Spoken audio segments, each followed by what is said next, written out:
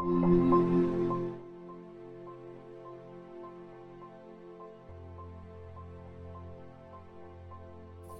el cas de l'Alimantria dispar, l'eruga peluda del suro, ja des dels primers anys vam veure que es tractava d'un creixement de la població excepcional i, per tant, d'un cas que podia tindre uns efectes molt importants sobre el bosc. Ens vam estar informant de quins coneixements hi havia sobre aquesta espècie i com afectava els boscos de Catalunya. Vam trobar que hi havia molt poca informació. Per això vam instar a treballar conjuntament amb la Diputació de Barcelona i amb centres de recerca i universitats per poder millorar aquesta informació, tant de l'evolució que tenia l'espècie, els cicles que tenien de població, com els efectes que podia produir sobre els boscos. Sobretot en un estat com el que es troben ara, que és especialment delicat degut al canvi climàtic i a la sequera que estan sotmesos. En aquest sentit, vam iniciar dos grans projectes. Amb la Diputació de Barcelona, que ja havíem estat treballant amb les sequeres que provocaren el Tomicus en la zona del Maresme, vam començar a treballar amb l'anàlisi de les imatges satèl·lits, per tal de poder determinar on s'estaven produint les defoliacions i si això es comportava com un patró ben definit. Per altra banda, conjuntament amb el parc i amb la Diputació de Barcelona, l'Oficina de Prevenció d'Incendis, vam començar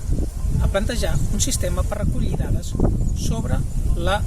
presència de postes al llarg de tot el parc del Montnegre Corredor, per després poder lligar si hi havia una correlació amb la posterior defoliació. Aquestes dues línies de treball ens han permès poder monitoritzar d'una manera bastant eficient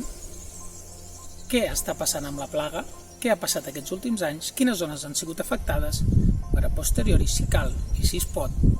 poder determinar quines causes està comportant en l'evolució dels boscos. Hem iniciat també una altra línia de treball amb la Universitat de Lleida i el Centre de Recerca i Aplicacions Forestals de l'Autònoma, el CREAF, per tal de determinar la capacitat que tenen les alzines i els suros especialment de poder donar resposta a les defoliacions continuades que estan sent objecte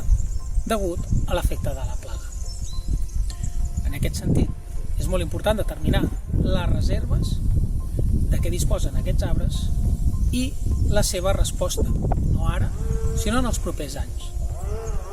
També és molt important determinar quines altres malures, quins altres, principalment són fongs, poden vindre i afectar de manera important els arbres que han estat debilitats per la defoliació. Ja veient els precedents que hem pogut anar a veure en altres zones afectades per l'Alimantria, com pot ser Andalusia, on tenen molts problemes, hi ha una interacció molt clara entre els efectes de la foliació i la posterior mortalitat causada per el que en diuen la seca, que, tal com s'està estudiant aquests darrers anys, és causat per un fong, per la fitòftora. Doncs vam plantejar a la Universitat de Lleida si podia determinar la presència, per exemple, d'aquest fong aquí a les nostres masses, en aquells suros que estaven veient que no es recuperaven bé o fins i tot acabaven morint després de les defoliacions. De moment, tot apunta en què hi ha una presència important d'aquest fong i de que naturalment hi ha un efecte de desgast sobre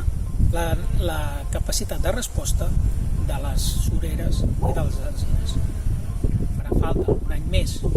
i segurament més implicació de tots plegats per poder anar més endavant i analitzar de manera millor quins efectes està tenint la defoliació de l'Alimantria sobre els boscos del Montnegre.